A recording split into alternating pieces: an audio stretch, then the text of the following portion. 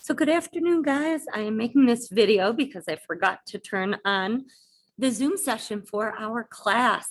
So Monday and today in class, when students came in, there was a crime scene that they had approached. And you can see they've done some measuring and they've identified some of the evidence, but this is what they came up to. You can see on the wall, there are a whole bunch of daisies, and that's because this was a picnic that was taking place in a field of daisies. As you approach the evidence, you'll notice we've got a cell phone. There's a cigarette butt with some red lipstick, sunglasses, and a comb with some hair in it, a spoon. It looks like they were eating fried chicken, potato salad, and some chocolate cake. They had a bottle of red wine. You can see this person's food has not been eaten, only cut into. If we come over to our victim here, you'll notice there's a bullet casing. The victim was shot in the back of the head. Come around here. There's a gunshot wound. You can barely see it. We're going upside down to the back of the head. And then in the front of the head, they bled out right there. Our victim ate a nice hearty meal of chicken wings, didn't touch potato salad or chocolate cake either. Some observations that the students were able to make. We've got some footprints here. And these footprints are leading from some tire tracks out here. Tire tracks, they're leading up to the picnic. So we've got big footprints and smaller footprints. We can infer or deduce that we probably are looking at a man and a woman. And leaving the crime scene, we see some other footprints. The footprints leading away from the crime scene are the smaller footprints, and they're spread apart really far.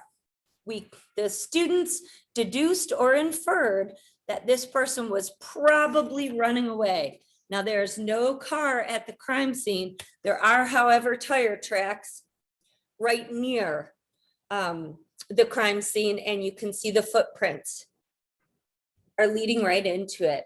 So the next thing the students did, after they did a quick view of the crime scene, they found one witness, and that witness told them that they saw a man and a woman get out of a car.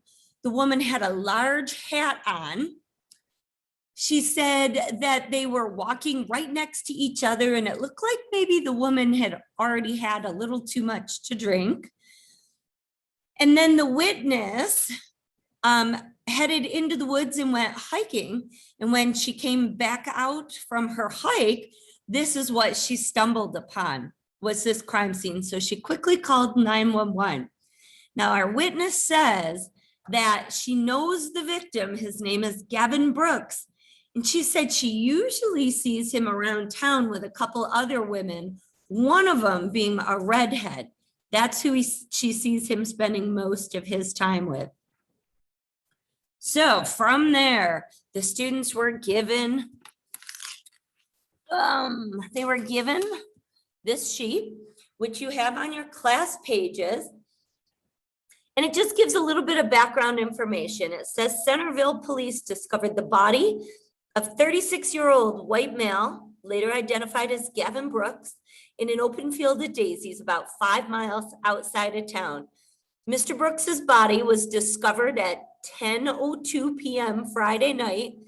We changed the date to March 12th. He was found lying face up on a green queen-size sheet.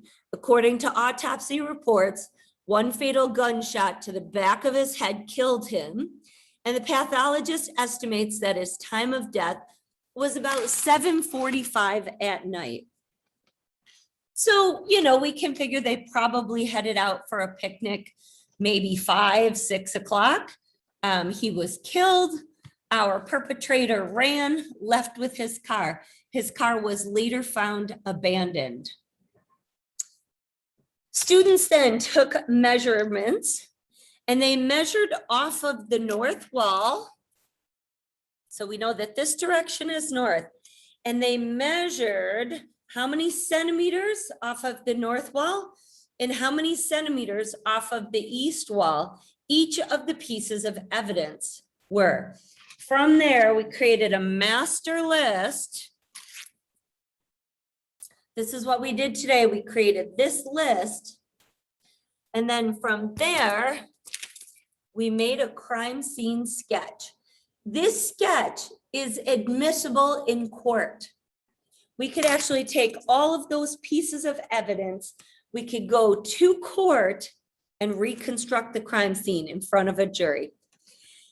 This is what we're going to be doing on Monday. I'm going to walk you back into my classroom. So on Monday, we're going to start to create a storyboard here for the Deadly Picnic. What we have are 6 women that Gavin Brooks has been apparently seeing, all of them at the same time. We have our downtown Centerville, a map of it. We have our crime scene, a little picture of it right there, although it's not the green sheet. And we will start to do interviews on Monday, and we will collect some information about each of these 6 women.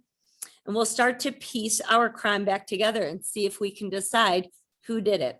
So I made myself a big note over here to remember to turn on the forensics Zoom.